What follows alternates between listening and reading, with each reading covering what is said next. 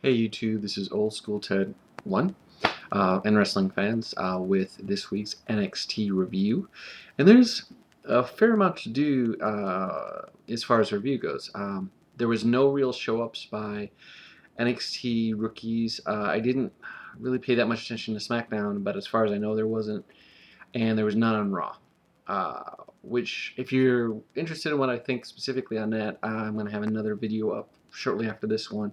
The Daniel and Bryan Danielson overview, which will come after this. But so we begin the show with Stryker calling out the pros rather than the rookies, which was interesting. And they had all the pros sit out there with two exceptions. There was no R-Truth, and there was no I keep wanting to call him Carlito. I almost said Primo, but no Carlito. So those two weren't out there. And I thought that was kind of interesting. I don't know if travel delays or what have you that kept him from being present, but you ended up having the pros get to say what they were looking for in a rookie, which is much better than any challenge. So I definitely was. My joke to my friend is I've already added a star because no challenges on the show in my overall rating. But they went down the line and they essentially said they're looking for the it factor, someone to grab attention and everything. They did mention in-ring talent, at least a few of them did. Not enough for my liking, but I thought Regal's was probably the funniest. Regal's and Jericho, because Jericho is just, you give him a mic and he can own a show. He just does. And then we got to the first match where we had Darren Young versus Wade Barrett. Good match, really sharp, stiffer than normal. I thought anyway. Some of the shots by Daniel Bryan onto Wade Barrett were pretty stiff. The boot Barrett gave, not Daniel Bryan, sorry, Young was the boot Young he gave Young was really good. The each one got their different. Some of their movesets in it was more like a punch kick fight. There was a good flying shoulder block by Young that sticks out in my mind. A jawbreaker by Wade Barrett. The end came when Young went up to the top. Each one fought out of the other's finishers, which I thought was good, showing that they're maturing and scouting each other. The end came with Young going to the top rope, Barrett crouching him, and then getting him with his slam, English slam, whatever he's calling it. It's an English slam, and I think of that Denny's English breakfast slam thing. I don't know if they ever had it. They probably should if they didn't. Anyway, sorry to tangent off. But the end of the match had Barrett winning, Jericho in the ring, buttoning what I think was the wrong button on the suit, and then unbuttoning when he realized it when he entered the ring. But raising his hand, you have that image. As of now, if no changes are made, Wade Barrett should win this show hands down. It's in his pocket. He's just the best character with best in-ring ability out there right now. Period. Hands down. So you had them, and we went to the next segment, which was got me excited because in the ring was Tarver and Bryan Danielson, who they referred to again as Daniel Bryan. I'm still not happy about that. I love the promo we cut. They didn't run with it, but we'll see. So you had Tarver saying that the people, the WWE officials were intimidated. Stryker cut him off noticeably, went over to Daniel Bryan, who just kind of unloaded, said that he gave it his all, but the WWE doesn't want, needs to hire the best wrestler. He's essentially what he was saying, the guy who's going to make them the most money. He said that both Jericho and Regal had felt that. He called out the Miz. Miz went on his little spastic screaming fit.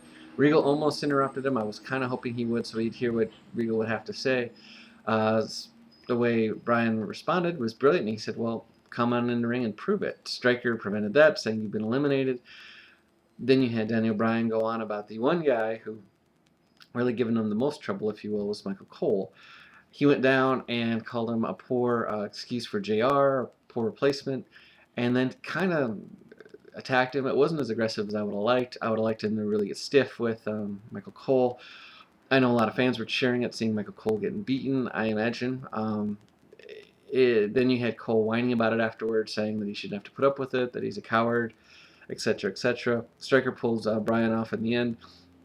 An okay segment. I would have preferred, as horrible as it sounds to say to an announcer, but I would have preferred a bit stiffer. I suppose they didn't want to knock Cole out of the show, so they couldn't make it too stiff. Otherwise, he would have had to sell more. But you could see Cole looked a bit intimidated. And for the record, I looked it up. JR apparently doesn't at all think it was over the top. He thought it was good, for both characters, both Cole and Bryan, both guys. I don't like the term character. So he thought it was great. He thought it was good, and it worked. So he didn't seem to mind being referenced, and I have to agree with Daniel Bryan on that. Uh, then the next match begins, which is Justin Gabriel against Heath Slater. Both of the pros are at ringside. Cole stomps off in a bit of a huff, or he does that before this match starts. I can't remember, but Cole stamps off in a huff. Oh, actually, he does it at the start of this match, which means I was like, great, Josh Matthews can call a match. Well, I don't know if he was doing it intentionally, but he was kind of leaving these gaps in there, and I don't know if they told him just to look awkward without Michael Cole, but I know Josh Matthews can call a match. We all do. The match was good. Both guys had their moments. Heath Slater looked a lot sharper in this match than I've seen him in a while.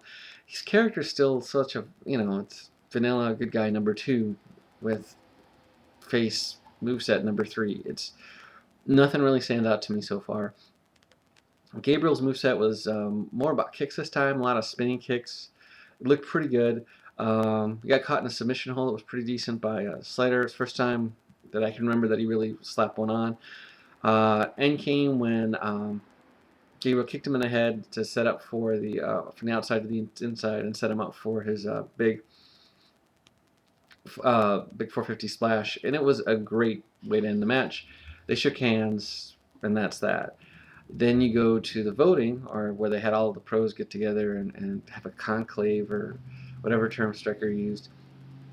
And it was as what was to be expected. The only placements that changed was Slater bounced up to number 3, Otunga stayed at 2, and as Wade Barrett stayed as number 1. They had little vignettes on both Darren Young and David Otunga. My arguments for Otunga remain the same. I don't see the in-ring product to really live up to the street cred. I agree with some of the pros who said he's gotten a free pass based on who he's dating. I think Christian was making the joke about who's he dating. I don't know why he's number 2 other than the fact that of who he's dating. Sorry. Anyway, Darren Young ends up getting eliminated. He's very respectful. He said he respects everyone, respects the crowd, says you will see him again.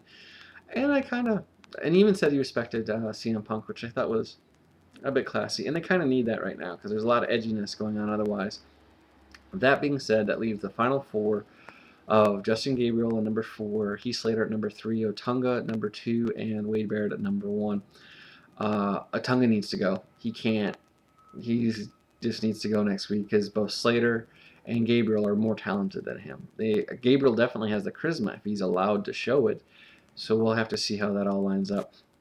As far as rating the matches go, the Wade Barrett Darren Young match, I would give a solid. Overall, I'd give that 6 3/4 stars. One of the better matches. Well done. For the other one, I'd give 6.5 stars. The show as a whole, I'd give, because they had the return of the eliminated people. Even Skip Sheffield had a little 20-second video shout out, if you will. I give the whole show on a whole a 7 because as we're getting into the end, I'm curious to see how they're going to wrap it all up. I'm curious to see if they'll bring back Daniel Bryan for an episode or to face off against Miz. I know there's a pay-per-view in a week, I believe, so I don't know if they'll do anything after that, but we'll have to see. Right now, I'm intrigued about where they're going to go with NXT. I wasn't as depressed as I was when I turned on the show as I was when I turned it off, so I think they're heading in the right direction, which is good. But if you're more interested in my thoughts on the whole Daniel Bryan Danielson thing, look for the next video I'm going to do right after that. If you're just for NXT stuff, until next time, it's Old School Ted 1. Take it easy.